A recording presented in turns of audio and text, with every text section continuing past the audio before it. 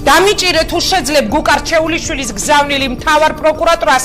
გუკარჩეულიშვილი თბილისის პროკურატურაში დაკითხვაზე არ გამოცხადა, მას ამ დრომდე ეძებენ. საგამოძიებო უწყებაში რჩეულიშვილი 11 საათზე იყო დაბარებული. გუკარჩეულიშვილის ადვოკატისთვის უცნობია თუ სად იმყოფება მისი დაცვის ქვეშ მყოფი და ამბობს, რომ მასთან დაკავშირებას მშობლები ამ დრომდე ვერ ახერხებენ. რჩეულიშვილმა ბოლო პოსტი სოციალურ ქსელში გუშინ დაახლოებით საღამოს 22 საათისთვის გამოაქვეყნა. გუკარჩეულიშვილმა სტივენ სპილბერგის ფილმის დამიჭირე თუ შეძლებ პოსტერი გამოაქვეყნა. ამ წუთებში კი პროკურატურაში დაკითხვაზეა მაია რჩეულიშვილი. მაია და ვახო რჩეულიშვილები აცხადებენ, რომ საქმე ტენდენციურია და პოლიტიკურად მოტივირებული, რადგან ისინი პოლიტიკაში მოსვლას გეგმავდნენ და პირდაპირ ეთერში მთავარ პროკურატურას, სადაც საგანგებო განცხადება კეთდება. შედეგად ცენტრალური ჯგუფის დამფუძნებლები და მასთან დაკავშირებული პირები. თბილისის საქალაქო სასამართლომ ნაწილობრივ დააკმაყოფილა ბრალდების ხარის შუამდგომლობა და სასამართლოს მიერ გაცემული გაჩინების საფუძველზე დიდი ოდენობით ჯგუფურად სხვისი ქონების გაფლანგვის ბრალდებით 2006 წლის 10 ივლისს ბრალდებულად დაკავებული იქნა სალომე ჩარკვიანი და ირაკლი მინდელი. ხოლო გურამ რჩეულიშვილის დაკავება ამ დრომდე ვერ მოხდა, რადგან იგი ემალება გამოძიებას. რაც შეეხება მაია რჩეულიშვილს, სასამართლომ მისი დაკავების შუამდგომლობა არ დააკმაყოფილა, რის გამოც მის მიმართ დაკავების გარეშე დაიწყო სისხლის სამართლებრივი დევნა. ვინაიდან გურამ რჩეულიშვილი თავს არიდებს საგამოძიებო ორგანოში გამოცხადებას, მის მიმართ დაუწყებლად გამოტანილია დადგენილება ბრალდებულად პასუხისმგებაში მიცემის შესახებ. კანონმდებლობით გათვალისწინებული პროცედურების დაცვით მის მიმართ გამოცხადება ძებნა. ჩატარებული გამოძიებით დადგინდა, რომ მრავალფუნქციური სამშენებლო საქმიანობის განხორციელების მიზნით მაია რჩეულიშვილის და რუსუდან კერვალიშვილის მიერ დაფუძნდა კომპანია ცენტრპოინტი ჯგუფი. პრესასა თუ მედიაში გასული რეკლამების შესაბამისად აღნიშნული ჯგუფის მიზანს დაბალი ფასითა და მაღალი ხარისხით მრავალი საცხოვრებელი ბინის აშენება წარმოადგენდა. შედეგად მრავალმა მოქალაქემ მიმართა ცენტრპოინტ ჯგუფს ჯერ კიდევ არაშენებული ბინების შეძენის სურვილით. შპს ცენტრპოინტი ჯგუფის ფილიალის შპს ცენტრპოინტ აჭარას დირექტორებს წარმოადგენდნენ 2004 წლის 23 ივლისიდან 2006 წლის 28 ნოემბრამდე პერიოდში სალომე ჩარკვიანი, ხოლო 2006 წლის 28 ნოემბრიდან ირაკლი მინდელი. დირექტორები დანაშაულებრივ კავშირში იყვნენ შპს ცენტრპოინტ ჯგუფის დამფუძნებელ პარტნიორთან მაია რჩეულიშვილთან და სამეთვალყურეო საბჭოს თავმჯდომარე გურამ რჩეულიშვილთან და მოქმედებდნენ მათი მითითებით. შპს ცენტრპოინტ აჭარას ბათუმში 3 ობიექტის მშენებლობა უნდა განეხორციელებინა. კერძოდ, საცხოვრებელი სახლები უნდა აშენებულიყო პუშკინის და ბაგრატიონის ქუჩებზე, ხოლო რუსთაველის ქუჩაზე საცხოვრებელი კომპლექსი თეთრი მაგნოლია. შპს ცენტრპოინტ ჯგუფის მიერ გაწეული სარეკლამო კამპანიით 2005 წლის 2 მაისიდან 2010 წლის 8 სექტემბრამდე პერიოდში მოქალაქეებისაგან მოზიდული იქნა ფულადი სახსრები 64 მილიონი ლარის ოდენობით. მიუხედავად იმისა, რომ აღნიშნული თანხები უნდა მიმართულიყო მშენებლობისთვის, 2004 წლის 23 ივლისიდან 2006 წლის 28 ნოემბრამდე პერიოდში სალომე ჩარკვიანმა სალაროდან მენაშენეთა მიერ შეტანილი თანხა 3 მილიონი ლარის ოდენობით არამიზნობრივად გაფლანგა და თანხა არ მოხმარდა კონკრეტული ობიექტის მშენებლობას. გამოძიებით ასევე დადგინდა, რომ ფილიალის დირექტორად ირაკლი მინდელის დანიშნვის შემდეგ მან 2006 წლის 28 ნოემბრიდან 2010 წლის ოქტომბრამდე პერიოდში არამიზნობრივად გაფლანგა შპს ცენტრპოინტ აჭარას მენაშენეთა მიერ საცხოვრებელი კომპლექსის მშენებლობისთვის შეტანილი თანხა 15.984.000 ლარის ოდენობით. მთლიანობაში მაია რჩეულიშვილმა ირაკლი მინდელთან და სალომე ჩარკვიანთან ერთად გაფლანგა მენაშენეთა კუთვნილი ფულადი თანხა 19.740.000 ლარის ოდენობით. გარდა ამისა, ირაკლი მინდელი შპს ცენტრპოინტ ჯგუფის სამეთვალყურეო საბჭოს თავმჯდომარე გურამ რჩეულიშვილთან ერთად 2009 წლის 7 ივლისიდან 2010 წლის 30 მარტამდე პერიოდში დაეუფლა მენაშენეთა კუთვნილ დიდი ოდენობით თანხას 1.657.000 ლარის ოდენობით, რაც მათ ერთობლივად მიიღწეს. ზემო აღნიშნულიდან გამომდინარე, შპს ცენტრპოინტ აჭარამ არ უზრუნველყო ობიექტების შენებლობა პუშკინის და ბაგრატიონის ქუჩაზე. არ შეასრულა ნაკისრი ვალდებულებები საცხოვრებელი კომპლექსის თეთრი მაგნოლიის მენაშენეების მიმართ, რის გამოც მოქალაქეებმა განიცადეს დიდი ოდენობით მატერიალური ზიანი. მოგახსენებთ, რომ მაია რჩეულიშვილის, ირაკლი მინდელის, სალომე ჩარკვიანის და გურამ რჩეულიშვილის მიმართ სისხლის სამართლებრივი დევნა დაწყებულია საქართველოს სისხლის სამართლის კოდექსის 192 მუხლის მეორე და მესამე ნაწილებით, რაც აჟელის სახედაზომად ითვალისწინებს თავისუფლების აფუძას 7-დან 11 წლამდე ვადით. მადლობთ.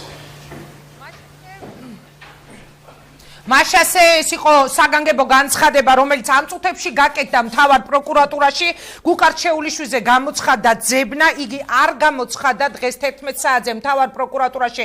იგი იყო შეგახსენებთ გამოძიების მიერ დაბარებული, რაც შეეხება მაია რჩეულიშვილს, მას დაკავების გარეშე მის წინააღმდეგ დაიწყო გამოძიება. საუბარი არის მილიონობით გაფლანგვაზე. უკვე დაკავებულია კომპანიის ორი თანამშრომელი, სალომე ჩარკვიანი და ირაკლი მინდელი და როგორც მთავარმა პროკურატურამ თქვა, მინიმუმ 7 წლიანი სასჯელი შეეხება თითოეულ დაკავებულს. ეს არის პოლიტიკური დევნა და სხვა არაფერი. ეს საქმე თავიდანვე დაინტერესებულმა მხარემ წარმართა ცენტრ პოინტის წინააღმდეგ, ამბობს მაია რჩეულიშვილი. მისივე თქმით, საქართველოს ყოფილი მთავარი პროკურორი არჩილ კბილაშვილი, რომელმაც ცენტრ პოინტის დამფუძნებლების წინააღმდეგ სისხლის სამართლებრივი დევნა თაღლითობის ბრალდებით დაიწყო, დაინტერესებული პირი იყო, რადგან მათი ბიზნეს ინტერესების კვეთა მოხდა.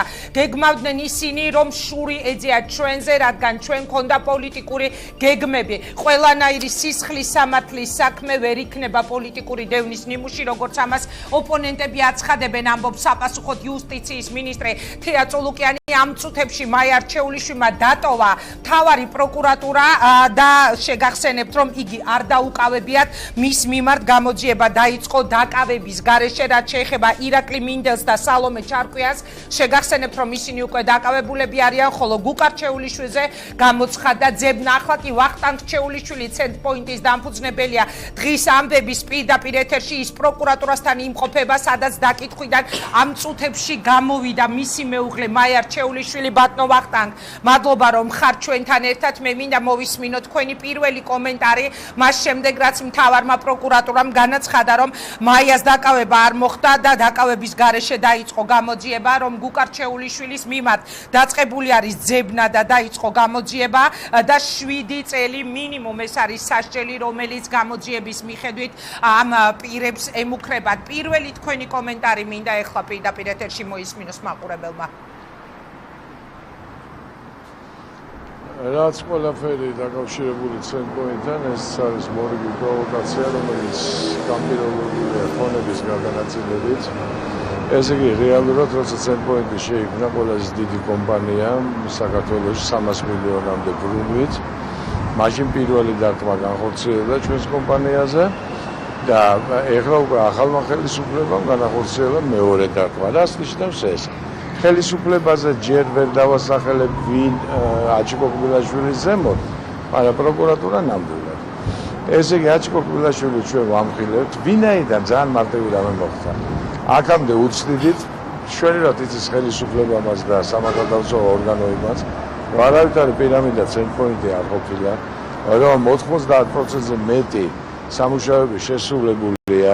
პირამიდა ის არის, რომ არ იქნება ქონება. ჩვენ 95% ქონებისა შექმნილია. დანარჩენი 70%-ს არის მარტო ბოლომდე ფული შემოტანილი, 30% და 70% სხვადასხვა დავალიანება აქვს, 2000 და მეტი. აი ამიტომაც არის და ეს არის ათეულობით მილიონების დავალიანება. ჩვენ მოვიწყობეთ, რომ ან შემოიტანონ ფული, ან ჩვენ დავაფინანსებთ ამას ჩვენი ცენტრ პოინტის კაპიტალით, ვინაიდან ჩვენ ვეკუთვნის მთავრობისაგან 20 მილიონი დევეგეს დაბრუნება. მიშა სააკაშვილის დროს 7 მილიონი დაბრუნდა და ბათუმი ესე აშენდა. მთავრობამ ეთყობა 20 მილიონის დაბრუნება არ უნდათ. ურჩევნიათ, რომ აი ამ გამოგზავნილი ტიკუშკების ფონზე აი ეს აქციები გაიმართოს, იმიტომ რომ მხოლოდ და მხოლოდ მთავრობის ბრალია, მარტო მხოლოდ და მხოლოდ ამ ხელისუფლების ბრალია, რომ 2 წელიწადზე მეტი ვერ ვისტურებთ ამ ხალხს. ჩვენი ფულიც აქვს, ზედმეტად გადახდილი დევეგეც აქვს, ორჯერ ტენდერი მოვიგეთ და არ გაგვიშვეს ტენდერზე. ერთი სიტყვით ქონების გადანაწილება ყოველთვის იყო, არის და ეთყობა იქნება კიდევაც საქართველოში ბიზნესის შემაფერხებელი პირველი გარემოება. ბატონო ვახტანგ, 6200 ოჯახიაო გამოძიება ამბობს დაზარალებული და ამ დროს თქვენ როდესაც აცხადებთ, რომ ეს არის დაუშვათ პოლიტიკური დევნა, ეხლა ალბათ ძალიან საინტერესო იქნება იქნება ამ დაზარალებული ოჯახებისთვის თქვენი პასუხი? რას ეთყოდით მათ? იმიტომ რომ თქვენ ახლა ამბობთ, რომ იქ მოყვანილები არიან საგანგებოდ, მაგრამ ფაქტი არის სახეზე, მოდით ვიყოთ ობიექტურები, რომ ძალიან ბევრი ოჯახი არის დაზარალებული დღეს. ჩემო კარგო, დასაკვირველად დაზარალებული პირველი არის მე და მაია. ჩვენი საკუთარი 50 მილიონის ინვესტიცია ქონდა განხორციელებული, ის მოგპარეს, პირდაპირ ვასახელებთ ქურდებს, თბილისის მერიიდან მოყოლებული განვითარების ფონდით დამთავრებული, მოვიგეთ 4% და გვიბრუნდება ეხლა ნინოშვილის ეგრეთ წოდებული ბაზარი და ამაზეც აღარ იცია რა კრან, იმიტომ რომ ძველი ხელისუფლების დროს დაიწყო 2% ძველმა ხელისუფლებამ ჩაატარა, არა 2 ახალი. სრული ერთი პოზიცია, როგორმე წაგვართვა ქონება. ამიტომაც მად არის გადანაწილებაში საუბარი. 5 ესე იგი თქვენ გჯერათ 6000 კაცი დაზარალებულია და აი ეს 10 კაცი ფულით დაქერებული აქ არის. მე თქვენ გეტყვით, რამოდენიმე მაგაჩი მართლაც არის გამწარებული ადამიანი, რომელსაც ესე დაატარებენ აქციიდან აქციაზე, მაგრამ ძირითადი ნაწილი ვინ არის? აი ახლა დღეს ვინც არის? არის ვინმე კრიხელი პირველ კორპუსზე ჩვენი მობინადრე, რომელსაც მოიყვანა საკაძეს მშენებლობა გარშემოყვანის დანგრეულ კორპუსზე, ჩვენ შევთავაზეთ, ინვესტორი მოგვიყვანა და ჩვენ შევთავაზეთ, რომ ააშენოს თავისი ინვესტიციით 50%, იმიტომ რომ ნაწილი აშენებულია სახლის, იქნება მაგის განკარგულებაში 50% ჩვენში რომ დაუმთავროთ სრული მშენებლობა. ამის მაგალითად მოითხოვა 20%-ს მოგცემთო, დაიქირავა ეს კრიხელმა ეს ხალხი და დაატარებს აქეთ იქით რომ გვაიძულოს, რომ ცენტპოინტის ქონება იაპა ჩაიგდოს ხელში. ბატონო ვახტანგ, როცა ამბობთ რომ პოლიტიკურია ეს საქმე, დიახ, როცა ამბობთ რომ პოლიტიკურია ეს საქმე, მაიამ თქვა რომ კენჭისყრას აპირებდა იგი ნაციონალური მოძრაობის სასარგებლოდ, ასე ვთქვა და მაიას გუშინდელ განცხადებებს თუ კი მიუყვებით, არ ვიცი თქვენ დაადასტურებთ თუ არა ამას, ეს არის სწორედ პოლიტიკური ანგარიშწორება, რადგან სააკაშვილის მომხრედ გამოაცხადა მან თავი გუშინდელ კომენტარებში, რაც მე წავიკითხე. რა სიტყვით თქვენ მართლა გეგმავდა თუ არა თქვენი ოჯახი პოლიტიკაში ჩართვა ხელახლა, ანუ კენჭისყრას ნაციონალური მოძრაობის სასარგებლოდ? რა რუსლანი ისდაც იყო ნაციონალურ მოძრაობაში, თუმცა მე რომ ვკითხო ვერ დაიცვა ნაციონალურმა მოძრაობამ, მაგრამ იყო და ყოველთვის დარჩება ნაციონალური მოძრაობის მხარდამჭერი. მაიას ბევრად ესიმპათიურება სააკაშვილი, როგორც კორუფციას და მებრძოლი ადამიანი, ვიდრე დღევანდელი ხელისუფლება, რომელიც გვიშლის ჩვენ. სააკაშვილმა პირადად გამოიტანა ერთი დადგენილება ცენტრპოინტზე, რომ ვალი ჩამოგვიგრო ნინოშვილის ბაზარზე 5 მილიონიდან 2.5 მილიონამდე და მისმავე ხელისუფლებამ არ შეასრულა და არც ახალმა ხელისუფლებამ ცხადე არ შეასრულა და მეორე 7 მილიონი მაგნოლიაზე დაგვიბრუნა. ცხადე ახლა მაიას უფრო ხარიზმატული ლიდერი და ისეთი, რომელიც ბიზნესს ეხმარებოდა თვითონ, თუმცა სააკაშვილის მთავრობას რაც იყო ჩვენად ვიცით, რამდენი ქონდა ცუდის გაკეთებული, მაგრამ რეალურად ფაქტი იყო. ესე იგი, რეალურად იქ ხემაინც ვიღაცასთან შეგვესრულებოდა, ვერ ვაღწევთ, ინგა ვითხოვთ, ღარიბაჭი ბიზნესზე არა მაგ ლაპარაკი არ თუცე ეს კაცი რა თანამდებობს იქ საქართველოში. ამიტომ როგორც ჩავეწერებ ახლა მიღებაზე, როგორ შევა. მაგრამ კვირიკაშვილი თხოვთ თვეობით მიღებას არ გვიღებს. ღარიბაშვილი მანამდე თვეობით მიღებას არ გვიღებს. სოზარ სუბარი არ გვიღებს. ეკონომიკის მინისტრი არ გვიღებს. ერთ-ერთი ფინანსთა მინისტრი მიგვიღო ერთხელ და პრაქტიკულად ეს გამოდის, რომ ბიზნესის პრობლემები ფეხებზე კიდია. ჩვენ ფულს დღესაღით არ გვიბრუნებენ, ამ ხალხს არ გვასტავლებინებენ. უზარმაზარი ქონებაში დამტკიცდა, რომ ჩვენ პირიქით შექმნილი გვაქვს და ხელისუფლება გვიშლის გასწურებაში დღეს და მოუგეთ ბაზარი სასამართლომ დაგვიმტკიცა, რომ წარსულიყო ჩვენ ქონება. ბატონო ვახტანგ, რა სიტყვით გუკარჩეულის პროკურატურა. დიახ, თუ შეიძლება რომ მითხრათ, მაიას ძებნა გამოცხადდა თქვენ შვილზე და რა შეგიძლიათ რომ გითხრათ, გააქვთ მასთან კონტაქტი? თუ ძალიან არასერიოზული კითხვა დავსვი. ინგა გიკვირ შენა, მაია უნდა აიძულონ, რომ დათმოს ქონება. ეხლა ვითი აიძულებენ, შვილით აიძულებენ, არა? ბუკაზე მიდის ძებნა ეს ყველაფერი სამარცხვინო, რატო? ის მაგნოლია, რომელსაც იწიებენ ვითომ, დამთავრებულია 2 წელი ხალხი ცხოვრობს და $500 აკირავებს ზოგი ბინას. ის ხალხი გისაგავს, რომ რას უნდა პროკურატურა ჩვენგანო, რას მოდიანო და დაზარალებულები რატო ვართო ჩვენ არა ვართო. ძალით აღიარებენ დაზარალებულებად, რომ გუკაზე გავიდნენ იმ პერიოდში გუკა იყო მადას მოვალეობის შესრულებელი გენერალური მდივნის, რომ ამით მაიაზე შანტაჟი განახორციელონ და ათმოვიდონ 2 გექტარი მიწა თბილისის ცენტრში პირდაპირ გეტყვით რაზე ელაპარაკე 2 გექტარი მიწა თბილისის ცენტრში ეგრეთ წოდებული ნინოშვილის ბაზრობა სასამართლოს მოგებული პუშკინის ქუჩაზე ანუ თავისუფლების მოედანზე ყველაზე ძვირი მიწის ნაკვეთი 3 მილიონიანი რომელიც ყოველგვარი საფუძის გარეშე მერია მიიტაცა და მშენებლობა დაიწყო ყოველგვარი ნეპატვის გარეშე ჩვენ მიწაზე თვითონ ითელავის ინტურისტი ლარად წარწმეული და ეს დიდი ქონებები რაც არის სააკაძის მოედანზე ის შენობა უნდათ რომ თვითონ არეგულირონ და წაგვართვა. მადლობა. ეს კი რეალურად ამის უკან ძალიან მარტივი დგეს.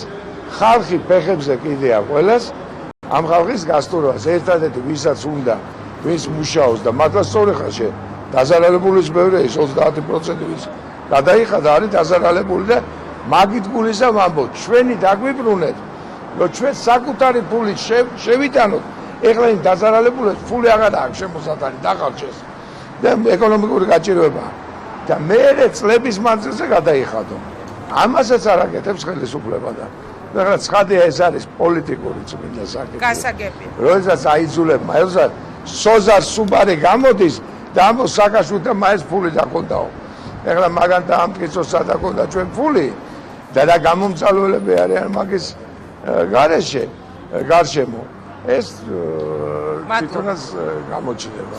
მადლობა ბატონო ვახტანგ რომ იყავით ჩვენთან ერთად ეს იყო ვახტანგ რჩეულიშვილი როგორც უკვე გითხარით მაია რჩეულიშვილმა უკვე დატოვა საქართველოს მთავარი პროკურატურა ჩვენ შევეცდებით რომ იგი ჩვენი სტუმარი იყოს დღის ამბებში 4 საათზე მაშასე როგორც უკვე გითხარით გამოცხადა ძებნა გუკა რჩეულიშვილის მიმართ